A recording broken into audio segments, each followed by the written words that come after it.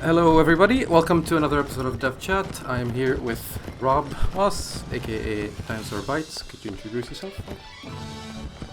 Yeah, hi. I'm exactly what you just said, Yeah. and I made this game, among other things. Yeah.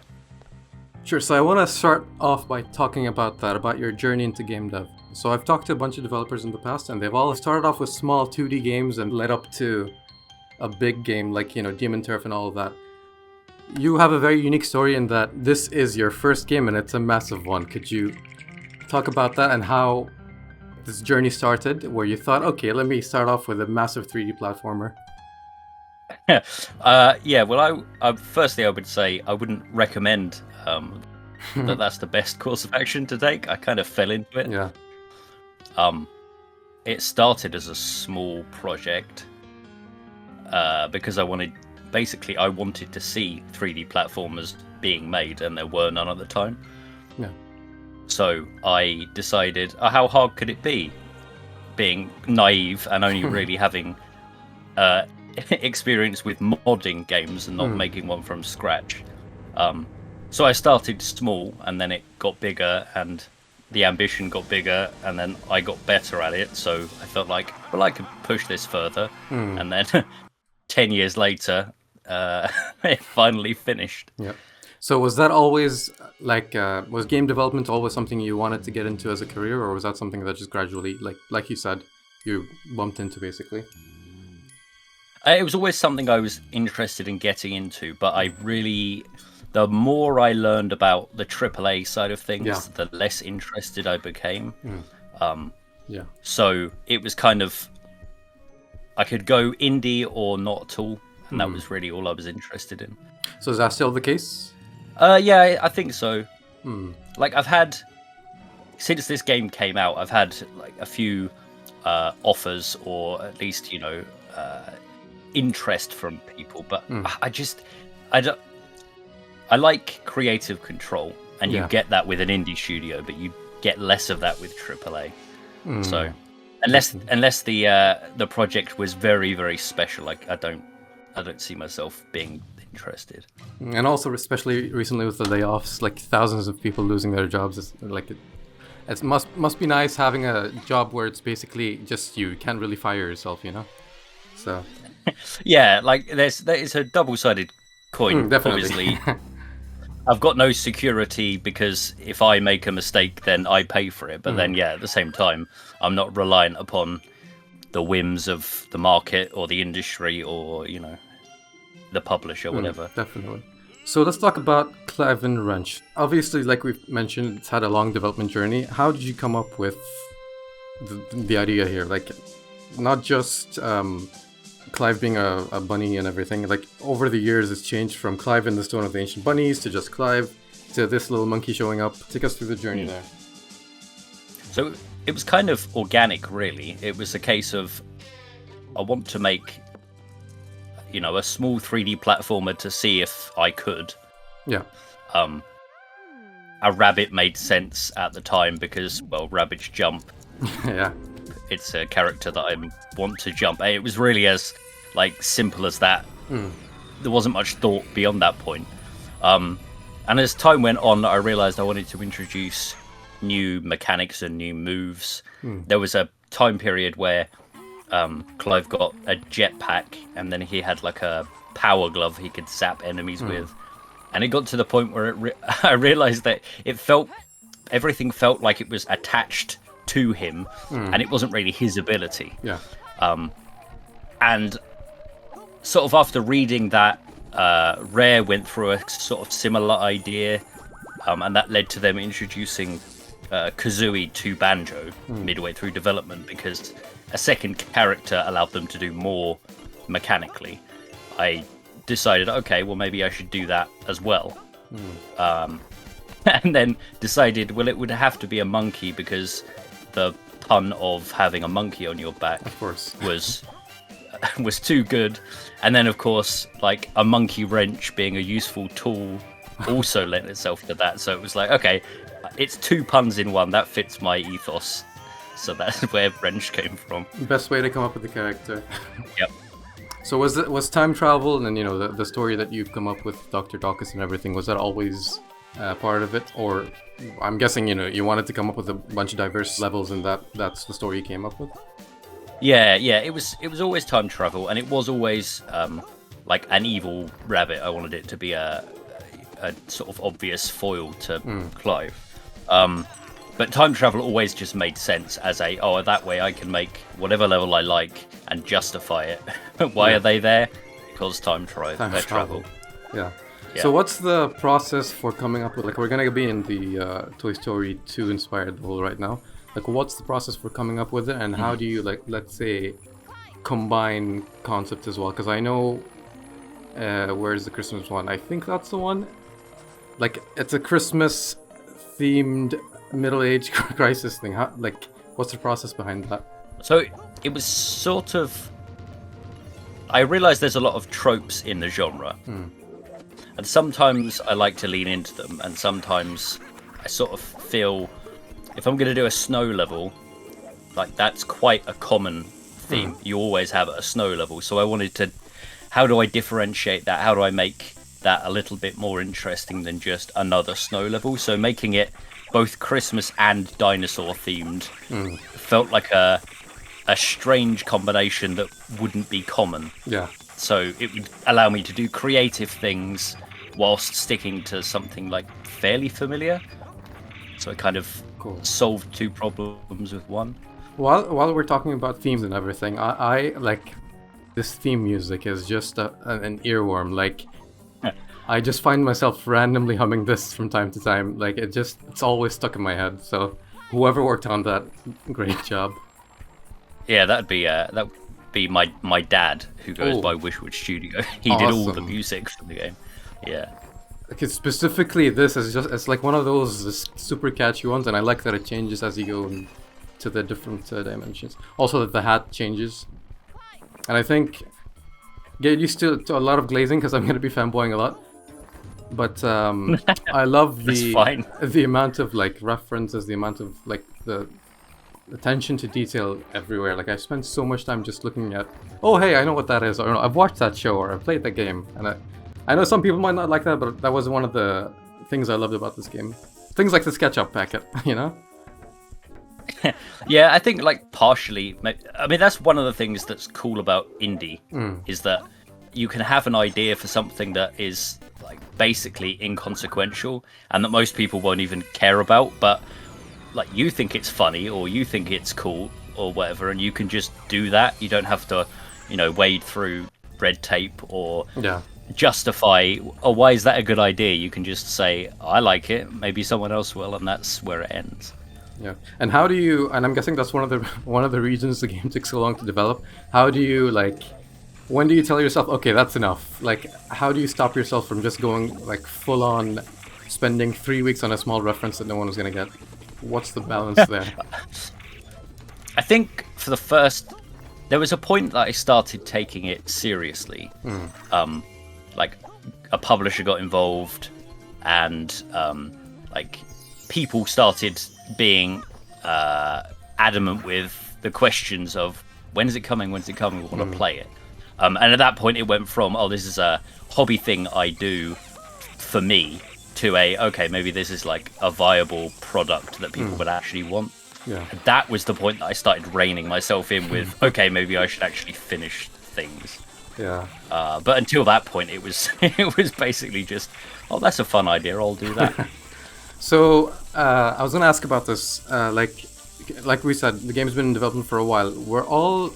Because I've talked to a bunch of developers who've gone through development for, like, a long time, and I've always wondered, especially with solo dev, how do you maintain that motivation, and how do you not just fall off and just stop working on it? Like, were all the years equal, or were there some years where it was a bit more difficult to work on the game? I think I was blessed with a natural ability to just kind of reward myself in a way. Like, I'm not a big fan of programming. I'd much rather be doing art. Yeah. So it would be a case of, I would set myself a goal of, okay, if I complete this programming task today, then tomorrow I'll get to work on something art-wise that I know I'll enjoy more. So it's kind of like a process of like self-rewarding something I like by, doing something that I didn't like as much. Yeah, that takes a lot of discipline. So congrats on like following through and actually doing this, because like it's one of those things. Because I'm sure there's hundreds and thousands of devs out there who work on their small games, but life gets in the way. So great job on actually following through. Thank you. So I wanted to talk a bit about games that inspired this. I think I know some of the answers. I'm gonna power through this event. I know some of the games that inspired this, but I'd like to hear you talk about them. So, what are, let's say, 3 games that inspired Clive N Wrench? Okay, so probably like Spyro, Banjo, Jak and Daxter. They would probably be like the 3 biggest ones. Obviously, as you're running around a living room that is somewhat similar to Toy Story, but you know what I mean. I think those are the main 3. So, what exactly, like, is exploration the main thing you look for in a platformer, or what is big criteria for you when you come to a platformer? Is it the characters, or? Yeah, for me, it's like you get with a really good 3D platformer. At least for me, you get into a flow state. You can just run around the level, going from place to place, and you kind of zone out. And that was always the kind of platformer I really like. With it, you can drop into a Spyro level, and you charge around the place. Nothing really stops you. You can collect things and do little tasks and all of that kind of stuff, and it's like a really smooth, flowy experience. That's the thing I really like with a platformer. And so that was naturally the kind of game that I guess lent towards making. So I know you're a big fan of Muppets Monster Adventure. So let's say you're talking to someone like me who's never played it. What's your pitch? Basically, sell me that game. Why are you so into it? Okay.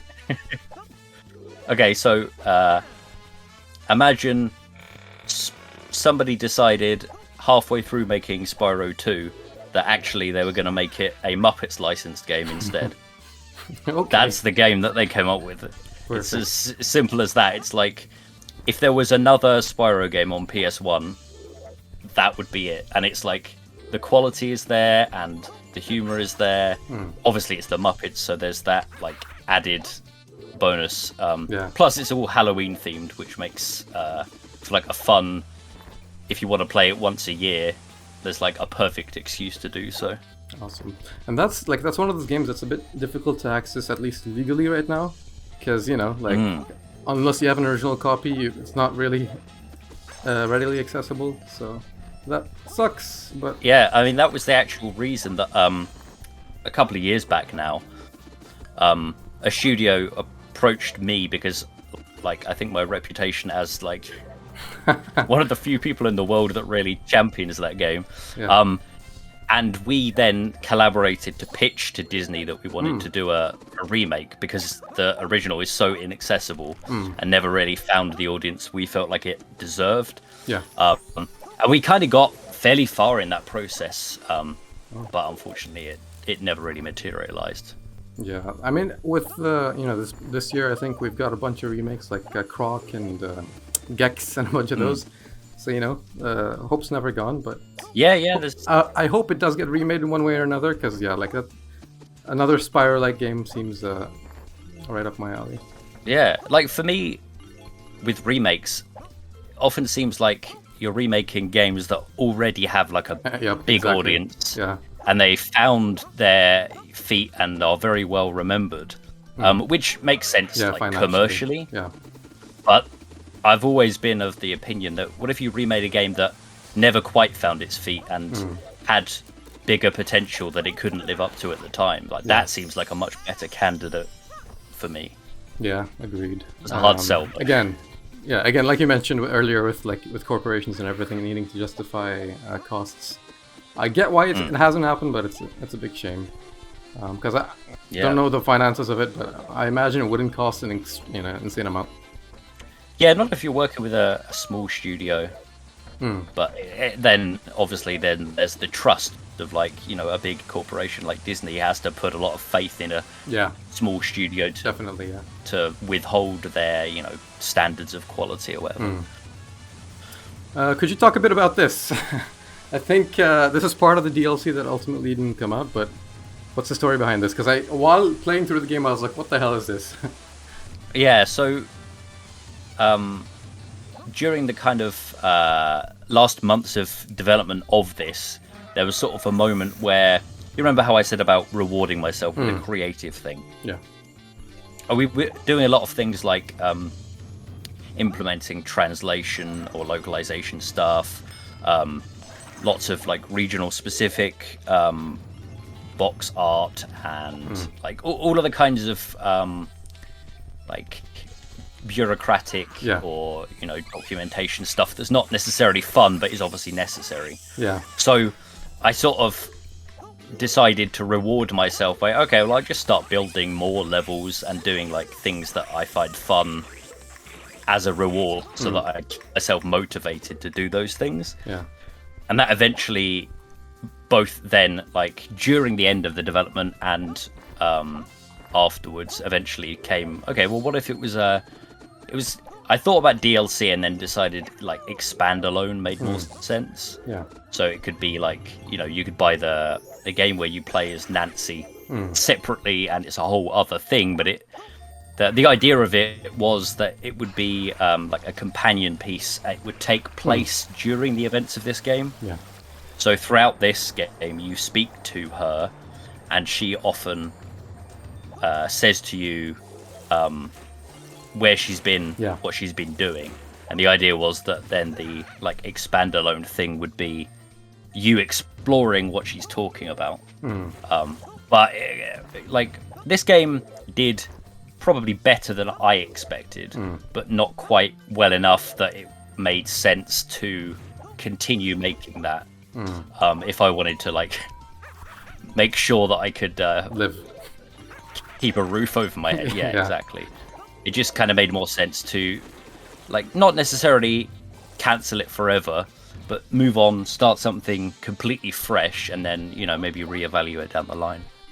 So I want to talk a bit about that, because obviously, you know, you worked on this for a while. How did it feel finally releasing it after so long of working on it? Because I'm guessing eventually it was just part of your routine. Yeah, it was definitely a mixed bag. I think obviously it helped that I was also already working on this other thing. So it was like I had the project didn't end so much as it evolved a bit. But it was definitely a bit bittersweet. It was kind of like, oh, I can't make changes to it anymore. Like, obviously there were, you know, the odd patch here and there, but it's not like, oh, I can just add an extra part of that level, or, you know, that had gone and I couldn't do it anymore and it was done. But then at the same time, I was also very pleased that it was out, people could play it, people were liking it, at least some people were liking it. And yeah, so it was a mixed bag, but it was overall a positive thing. So what was the turning point? Like, what was the deciding factor on, okay, now the game's ready to be released, and, you know? Well, once I had gotten on board with a publisher, obviously they need to know like what compromises, or what comprises the finished game. Like, how many levels will there be? When are you going to finish it? So I had a bit of a soft deadline at that point. So that was the turning point. But it was a publisher that I approached initially. Okay. Because I was just interested to see like what was out there. Would people actually be interested in publishing this? Because my intention all along was, oh, just, you know, I'll throw it on Steam myself and hope for the best. But yeah, when I started talking with Numskull, and they seemed enthusiastic about it, and they were small enough that I felt like they, you know, had they'd be able to give me the time and resources that like I would want for my own game. So yeah, that was really the turning point. Okay, so that was like something you actively seeked out. It's not like you just like you're, you know, playing around and a publisher came in like that relationship formed. Yeah, well, they had just started their publishing wing at the time. they'd been doing like collectibles and merchandise and stuff, and it just popped up on my Twitter feed one day, and a friend of mine said, "Oh, you should just contact them. You never know. It's like it doesn't hurt to ask." Yeah. So I thought, okay, fine, whatever. Worst case scenario is they go, "No, not interested," but they didn't, and they were interested. Awesome. So one of the things I like about, let's say, like Crash 1, you can see the final level from the first level on the map, things like that. Sure. That's something also I like about this game, is like it's like its own self-contained world where, okay, I'm still in the first level, but I'm gonna run into the bosses from the later levels. Was that something you actively like wanted to do? Yeah. I always like in games where, well, in games or in films or TV or whatever, where there's like foreshadowing dropped really early on, in such a way that if you don't understand the reference, it doesn't take away anything. But if like you've played the game before and you come back to it, you might notice that and go, "Oh, that's what that meant." Yeah. Or, "Oh, I've met that character now," that sort of thing. I've always liked that, so it always helped in my mind to make a world feel a lot more fleshed out and believable. Yeah.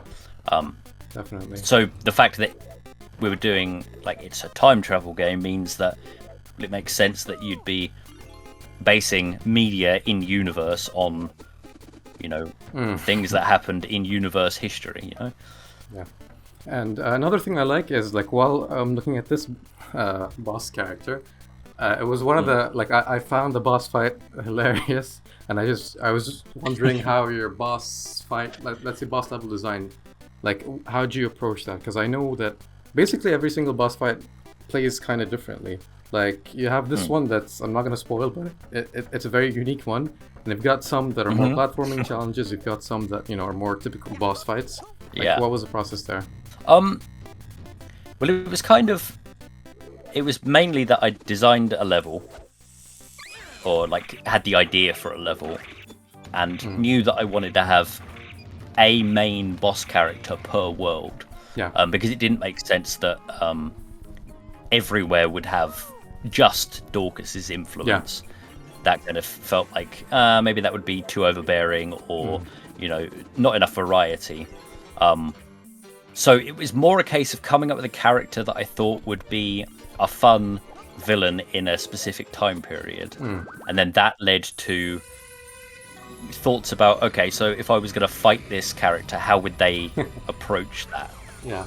And that's kind of where it came from. So, like, a character that has a like a more traditional boss fight, it just made sense to me. Like, the one at the end of this world is a more traditional boss fight because mechanically it made sense. He's, I mean, I don't know how much spoiler territory we can go into, but I mean, it's the first one, right? First boss fight, so it makes sense to start off with a traditional one versus something, out of left field. Exactly. Yeah, and then as time went on, it was like, okay, this character is, like the Queen of Egypt. She's Cleopatra. She's not going to fight you one-on-one. That doesn't make sense. Why would she? Yeah. So, okay, then what part of Egypt isn't explored in the main level, which is, okay, you don't go to a pyramid, you can see them in the distance. Yeah. So then it was like, okay, so what if we scaled a pyramid in this instead of fighting her one-on-one? That fit the theme. It was interesting. It was like a slightly different twist. You wouldn't be expecting it. Yeah. So it kind of ticked more boxes that way. I think that's one of the reasons the game resonated with me so much. It's not just the fully realized world and all the references and everything. I just, like, my favorite platforming series is Sly Cooper, and one of the reasons behind that is because it feels like, a Saturday morning cartoon with, like, an entire like gang of characters and people you take down, and you hear about or see some from this level versus the other level. So I really appreciate it, and I think that's something that's missing from a lot of indie platformers, and with good reason, because it takes a lot more time and budget to animate and model different characters and all of that. So I get it, but it's something that made this game stand out to me because it's something that you don't really see too often. Like, the only other indie platformer that I can think of that did this is something like Demon Turf, where you can basically see all the bosses. So again, I'm glad we grew up with the same games, because Yeah. I'm glad to have something else that's like this. Yeah, I'm glad that resonated. Yeah, I keep looking for again, talking a lot about references, but I love that some of the references are so tiny. I'm trying to find the suits shop, because I know it's Sir Dan's outfit from the second medieval game, and that's such a it's next to the museum. Oh, okay. It's such a tiny thing, and I'm like, I love that that's there. Sorry, talking a lot about references. Yeah, I think, to be honest, it's kind of I don't want to say selfish, but it's very much like a lot of it is just for me. Is to be able to be like, aha, I put that thing there. Yeah. I managed to sneak something in that's a reference to a thing I like. That's the best type of game, I think, is it's something that's completely you, and that's what games are, and what art is, putting yourself into something. Yeah, I think so. I like it when something has like a... Oh, there we go. You play a game and you go, I don't understand why that's there, and then you look into it and you find out there's some like huge history behind it, or it means something to somebody.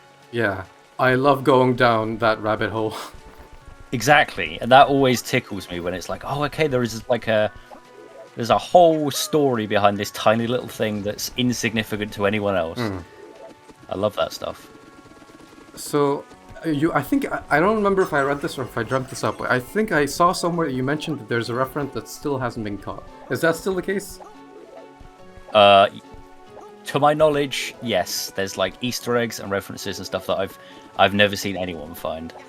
Okay, and I'm sure that must tickle you, just like knowing that you put something in that no one else knows, the meaning over. They haven't found it. Yeah. Yep. And to be honest, like, maybe nobody will ever find it, and I don't think I can't see myself just telling anyone. Yeah. Because it's way more fun to, like, maybe 10 years time somebody will message me and say, "The hell is this?" That irks me so much, because I do want to know everything, but yeah, I get it. So I want to shift a bit to, I know we talked a bit about the development, but I want to talk a bit more about that. When you started the game, was there an expected dev time, or was it always just, it's a side project and I'll get to it when I get to it? It was just a side project and a hobby, and it got more serious as time went on, and like when the publisher came on board, I had to kind of set a deadline so I'm not stringing a whole company along to my whim.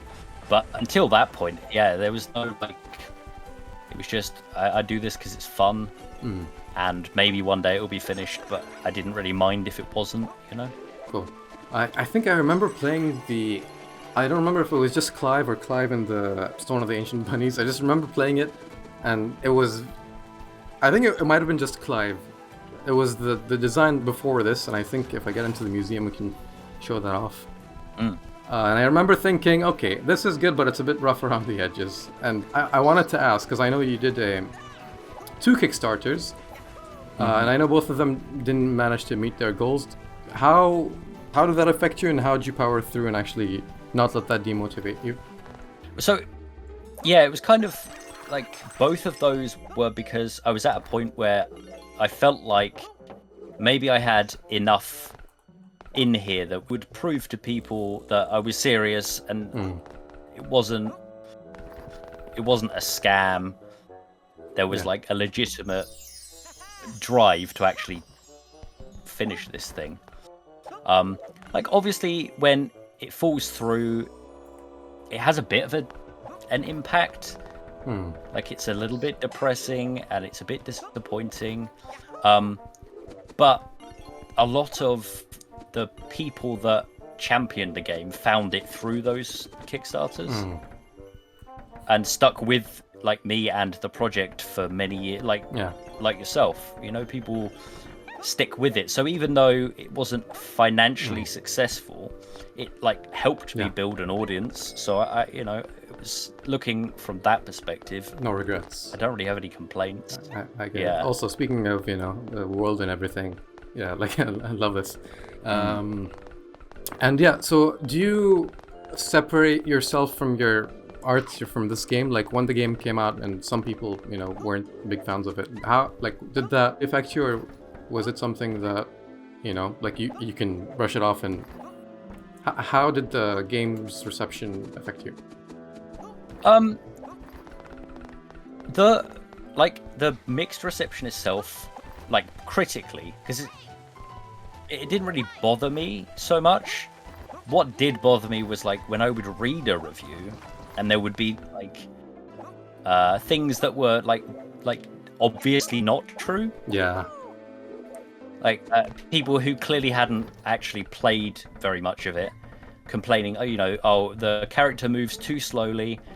They need to implement a sprint button, and it was like, so clearly you didn't play the game, you didn't do the tutorial, so so therefore I couldn't even, like, if I've got a review that's on the negative side, I'd like to read it because maybe they can see where I've gone wrong that I didn't see.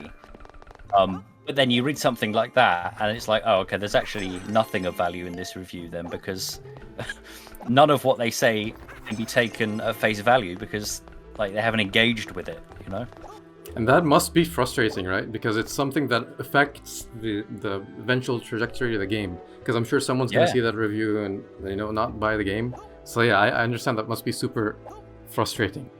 Yeah, and that was the part of it that, not the fact that reviews were mixed at first, but the fact that it was mixed, and I then had to like wade through disingenuous reviews to find the actual like critiques that I could work on. Obviously, when I did find those, things got added in and patched in, and reviews got much more positive after that point. Obviously, from a like sales point of view, you get one release and that's it. So it was disappointing that like, the journalism side of things felt a little unfair to me, but also I'm not naive and I understand that a big review outlet is not going to give much of a time to a small indie project that is probably never going to get them clicks on their website. So it is what it is. Yeah, I wanted to ask about these, these imps or whatever. Is the sound the same as the sound in Ukulele? I don't think so. It's they just came from a stock monster sound library. It might be the exact same sound effect as the one in Ukulele, and I was always confused because I know that you've had some sort of relationship with Playtonic with the Trouser Snake, so I thought. Yeah, no, it wasn't, and if it is the same, it's not deliberate. It was just like, these kind of games always have, that one little troll character that is fodder to be hit, and that's the kind of noise they make. So that's when I found a noise that sounded like that, I went with it. And speaking of sound effects, I know that the time travel sound effect what is it from? Is it from one of the Bugs Bunny games, or? Well, it's Hanna-Barbera sound library. Yeah. Awesome. And that was deliberate. Like, there's quite a few sound effects and musical like instrument choices that are like directly. Oh, that reminds me of that game. That puts me in the right headspace. I like that. So use that as a reference, or use that as a mood-setting device. Yeah. Sorry, before I interrupted you with sound effect talk, we were talking about like the reception of the game, and I just wanted to say, it must be frustrating that ultimately some people didn't give the game the time of day, but I think ultimately you made a game that you're proud of and that a lot of people liked. That I think, and I talked a bit to the developer Frogan Mulgato. He had a similar thing with his game. You can't really measure. Like, the Metacritic score isn't a measure of the game's goodness, or success. So yeah, ultimately that doesn't matter. No, not at all. But yeah, so you started the game again. Sorry, go ahead. If like an indie developer, you don't become an indie developer to become a millionaire. You become an indie developer because you want to make, the game that's in your head. And you want to make it a reality. Yeah, it would be nice to be also a millionaire, but like, you don't do it for that reason. So if your game, like, I feel like my game found its audience and a bunch of people like it, and that to me is like more than enough success. I'm happy that that's where I ended up, you know. So this game is, it came out a few years ago, but you started developing it, like you said, when there weren't that many 3D platformers. You didn't have the foresight that, let's say, someone started in 2020 did with releases like Hat in Time or whatever. Did the indie releases that came out while you were in development affect the development trajectory whatsoever? I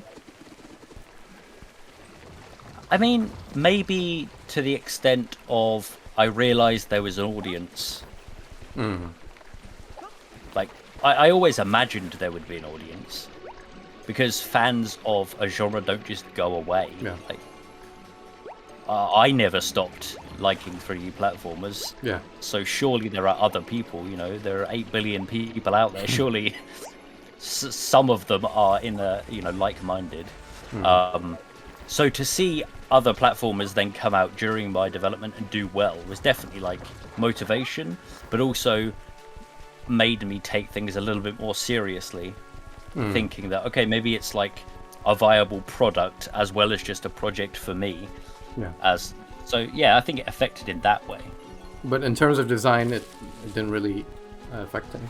No, I don't think so. I think I've always had like enough of a idea of the kind of game I wanted to make.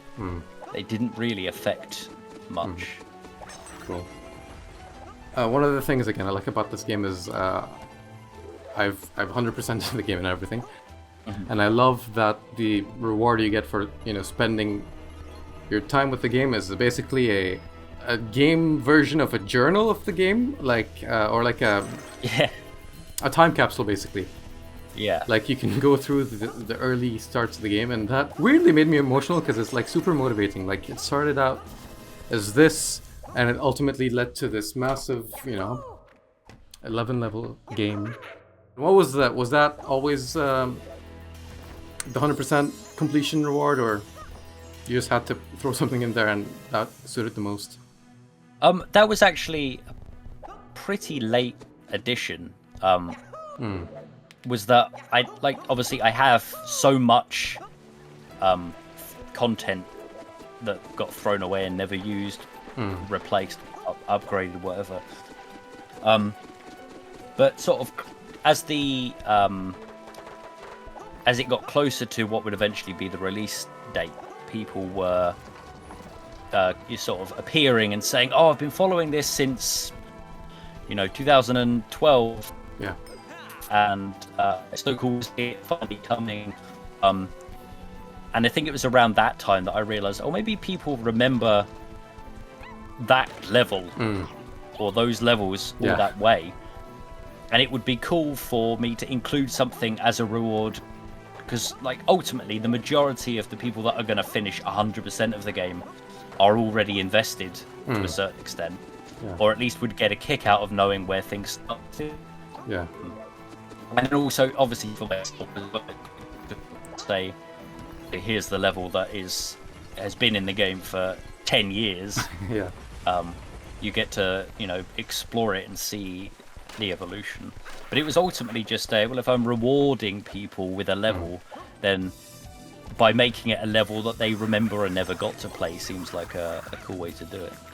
Yeah, and that's you are one of the unique cases where you started out devlogging basically through the Clive N Wrench development journey over a decade ago, and you actually followed through and you released the game. And I always appreciated that you basically documented the development, because again, I think all of this kind of humanizes game developers, because it's not these godlike figures creating these games. It's actually people who are normal, and I always appreciated that. And yeah, again, thanks for logging your journeys. Yeah, that is cool. No worries. I mean, granted, with the new project, Flit, I'm not doing that. But it really is like a double-edged sword. Yeah, I get it. On one hand, like you say, it's really nice to have this, development journey that I and other people can look back on and sort of see what happened along the way. But then at the other side is everybody has an opinion. Yeah. And it gets it after a while you've heard the same ideas and compliments and detractors and like over and over and over again. And that I found towards the end of development to be like really draining. No, I get it, yeah. So that's why I decided, okay, with the next one, I'm going to do it because I can. Like, I've afforded myself a position now where I can work on that, like, on my own, in my own time, and I don't have to show people. Yeah. I sort of, I decided this time I'll do it that way and see how that works out. So, depending on how that goes, maybe whatever my third game is, maybe I'll devlog that again, maybe I won't. It depends. No, but I get it as well. Like, devlogging is, as much as I love it and all, it also takes time away from development as well. So, and also, like you said, hearing the same things over and over again, and I get it. And also, you don't want to show off too much of the game before it's released, so that, you know, people go through it. That's also true. With the virgin eyes. Speaking of Flit the Fruitbat, let's move on to Flit the Fruitbat. Did you always want to continue working on platformers, or is that, like, are you basically committing to platformers until you're 87? Or is it, you know? I don't know if I'd necessarily, like, want to say yes or no, but ultimately, like, platformers are the genre that I go to when, you know, if I sit there and I go, I don't know what to play, 90% of the time I'll go to a platformer, and it'll probably be the same platformers that I've been playing for 20 years, but it's like, I don't know, it's just my genre. It's like, if there was any genre I was going to do a quiz on, it would be that. Yeah, I get it. And people don't make enough of them to, like, satisfy me, even now. Agreed. I agree. And, like, the only reason I was motivated to make this was because I'm making a game ultimately that I would like to play. Yeah. Obviously, it's bittersweet because I don't want to play this anymore. I've played this for a decade. But if I'm making a game that I know I want to play, and, like, I now have evidence to show that that means other people will probably also want to play it. So it's a lot easier to get into. If somebody said, okay, right, now you have to make a game about golf, I would be very stumped. I wouldn't even know where to start. I mean, yeah, I'm sure you can figure out some sort of golf platformer somehow. You are the ball or something. Maybe that's the next big thing. So what was the decision behind going from this type of art style and school of thought to a more PS1 style one with Flit the Fruitbat? So I think the biggest challenge with this was, like, it took a while for Clive's art direction to, like, become solid, for me to figure out what looks good, what doesn't, and, like, working with, for example, like, everything here is like a real light in the world. Yeah. So it's very difficult to get the exact look that I wanted. Yeah. And I think that, like, most part I achieved it, but there was a lot of control that I always wanted a bit more control over how it looked. And I felt like the pipeline that I sort of painted myself into didn't give me that. And working in a, like, PS1 style where all of the lighting I'm hand painting. If I want a section of a wall to be dark, I can just paint it and it's dark. It gives me so much more freedom over direction. It makes, like, guiding the player a lot easier. I can highlight areas, obviously mixed with the fact that, like, I'm deliberately working with much fewer polygons. So things take less time to make. I can, you know, block out a level, and that block out of the level is sort of 50% of the work already done. It just it feeds into my tickles the part of my brain that is creative, I guess. And I'm guessing that's something you're more cognizant of now, like time and finishing the game in less than a decade. Well, obviously that would be ideal. Um, that remains to be seen, I suppose. Yeah. But speaking of time, is this a reference to anything? I think it was, but like I You forgot. can't remember. It might be. Do you know what I think it is? It might be the time that the clock tower in Back to the Future Oh gets god. stuck. Cool. I think that might be what it is. That makes sense. Yeah. Because if you notice right at the beginning of the level, when it does the little entrance camera, there's like 2 trails of flames on the floor outside it, which was also a Back to the Future thing. So I feel like that's the kind of thing I would do there. Is that something you're going to continue with? Can you fit in as many references? Is that going to be a challenge for yourself within Fruitbat? I think there are fewer references, yeah, just because of the art style doesn't permit it as much. Yeah. But I think also I'm more confident in my own world building abilities that I don't necessarily need to reference everything else so much. Yeah. But yeah, there's definitely going to be some stuff in there. I definitely don't think you would play it and not immediately go, oh, this guy likes these games. I see. Cool. So I want to talk a bit about if you've got any advice for aspiring game devs, because the most common one I've gotten from everyone is, just start, just do it. What would yours be along those lines, and is there anything you can add to that?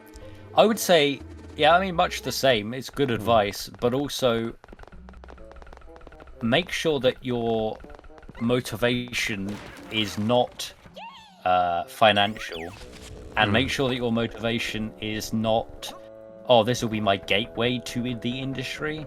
I think your motivation needs to be, oh, I want to make a fun game that I would enjoy. I think that's like the main thing, because I know so many people that have gotten into it for so many different reasons, but ultimately, they've given up on it because they couldn't motivate themselves. And I think the reason you don't motivate yourself, like the main reason, is because you're not making something that you need to finish. Yeah, and would you recommend? Because I know motivation is something that's very wavering. It comes and goes. Like you mentioned earlier, with your rewarding yourself with the things you like to do. Did you have any other sort of system or something that helped you maintain working on the game even when you weren't motivated? I was always originally I was working, I had a full-time job, and then I was doing this in my spare time. Eventually I had saved up enough money that I could quit that job and spend the last 2 years developing this. And so at that point I then decided to be very strict with my time, in that I would work 9 to 5 days a week, work hours. But I would take weekends off, and I was just very strict with myself that I'm not going to work weekends because that balance is important. And then that would lead me to having a weekend where I had loads of ideas and I would jot things down, knowing that I was then looking forward to actioning those ideas on Monday. So I think that, at least for me, and maybe people who are similar minded to me, is really important. I think if I'd have worked on it 7 days a week, I'd have burnt out very quickly. Definitely. So definitely basically creating a fixed system of basically giving yourself space as well from the game, because it's probably not very healthy to work on it 24/7. I am missing 2 time stones, and that is very frustrating. So I wanted, we're gonna finish up soon. I want to talk about your GTA modding. How did you get into that? That is such a pivot that I wouldn't think, the developer of this 3D platformer is working on these mods for these totally different games. How did you get into that? So the weird thing is that I was doing that first. That's how I got into wanting to do game development in the first place. When I was a teenager, I started to understand that you could mod GTA games, you could change things, and then that got my creative interest going. When I started doing game development properly, I stopped doing that because I didn't have the time for it. And then towards the end of game development, I started, like during working on this game, I was watching a lot of speedruns. Because it's good, like long form content I can have in the background while I'm, working on whatever it is. And because of my lifetime interest in, modding those GTA games and stuff, I would see speedruns of GTA and speedruns of GTA mods, and then that rekindled my interest of, oh, maybe I could make mods that would appeal deliberately to speedrunners and get involved in that community that way. So that's kind of how I got out, and then I got back in. And I've seen a bunch of people speedrun the Retightened mods, so congrats on that, because I think I'm not exactly sure, I'm not up to date with the GTA modding community, but like they seem to be successful, right? Yeah. They've my intention was, I'm making these specifically for like a smallish community of speedrunners to have fun with, and they found like unironically, they found a bigger audience than Clive did somehow. So I think more people have played my Titan mods than have played this, but whatever. If people are engaging with like things I make, then I got no complaints. I'm more than happy with that. And they raise a ton of money for charity through that. Awesome. So that's a win-win. Definitely. So final question. Let's say 3 games you want to shout out. I know Anton Blast is on the TV somewhere here. Are there any 3 games you'd like to shout out, released or yet to be released? Oh man. See, here's the point where my memory of names is really bad. That one with the jumping. Yeah, so there's like Hellscape, I know, which is pretty cool. Like a strange cross between, like, I guess Tony Hawk and Devil May Cry. Yeah. That's a really cool project. Like Billy Bust Up, which has been a 3D platform that's been in development for quite a while, but they're doing some really cool stuff with like musical boss battles, and they're such a cool team of people. And I guess also, so there's I keep saying it, but I can never remember its name. Maybe you have seen it, but there's like a game where you're fighting with music, and the music of the game changes as you're fighting. I can't remember off the top of my head what it is, but I keep seeing it on like social media and thinking it's really cool. I can send you a link afterwards if you want to like please, include what I'm talking about. Yeah, I'll have to find it. That sounds intriguing. I wish I could remember the name, but I'm terrible with names. No worries. Well then, I am out of questions that I can think of. Is there anything you'd like to mention, shout out, that we haven't talked about? No, not really. I think we've covered most stuff. Sure. How can people reach you? They can. There's a Clive N Wrench Discord, which should be like easy enough to find. Yeah. I'm on Twitter, Bluesky. That's probably the easiest ways to get hold of me. Awesome. Well then, as we look into there is no sunset. As we look into the backyard, thank you for your time, Rob, and wish you luck with Flit the Fruitbat, and hope to do this again. Yeah. Thank you for your time as well.